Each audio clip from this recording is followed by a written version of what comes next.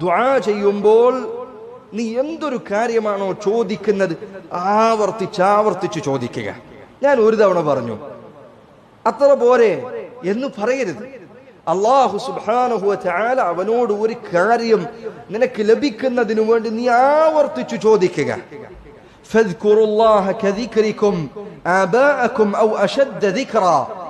നിങ്ങൾ നിങ്ങളുടെ മാതാപിതാക്കളെ സ്മരിക്കുന്നത് പോലെ നിങ്ങൾ അല്ലാഹുവിനെ സ്മരിക്കണം. ചില മുഫസ്സിരീങ്ങൾ ആ ആയത്തിനെ വിശദീകരിച്ചുകൊണ്ട് പറഞ്ഞു, ചെറിയ കുട്ടികൾ നിങ്ങൾ കണ്ടിട്ടില്ലേ, അവരുടെ ചെറിയ പ്രായത്തിൽ വാക്കുകൾ പഠിച്ചു തുടങ്ങുമ്പോൾ അവന്റെ വാപ്പയുടെ പിറകിൽ അവന്റെ ഉമ്മയുടെ പിറകിൽ എപ്പോഴും ഉണ്ടായിരിക്കും. ഉപ്പ എനിക്കത് വേണം, ഉമ്മ എനിക്കിത് വേണം, ഇതിങ്ങനെ ചോദിച്ചു കൊണ്ടിരിക്കും. തരാമെന്ന് പറഞ്ഞാൽ വരെ ചിലപ്പോൾ ചോദ്യം അവസാനിപ്പിക്കുകയില്ല. അങ്ങനെ നിങ്ങൾ അല്ലാഹു സുബ്ഹാനഹു വ തആലയെ സ്മരിക്കണം, അതല്ലെങ്കിൽ അതിനേക്കാൾ ശക്തമായി സ്മരിക്കണം എന്ന് ഖുർആനിൽ അല്ലാഹു പറയാണ്. അതുകൊണ്ട് നീ ചോദിക്കുന്ന കാര്യം വീണ്ടും വീണ്ടും വീണ്ടും വീണ്ടും ചോദിച്ചു കൊണ്ടിരിക്കുക.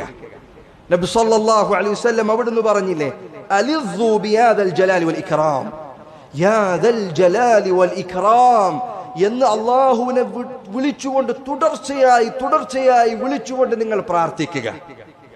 പ്രാർത്ഥന ഒരിക്കലും നിർത്തരുത്, ഒരിക്കലും കുറവ് വരുത്തരുത്. അതിൽ കുറച്ചു കഴിഞ്ഞാൽ മടുപ്പ് കാണിക്കരുത്.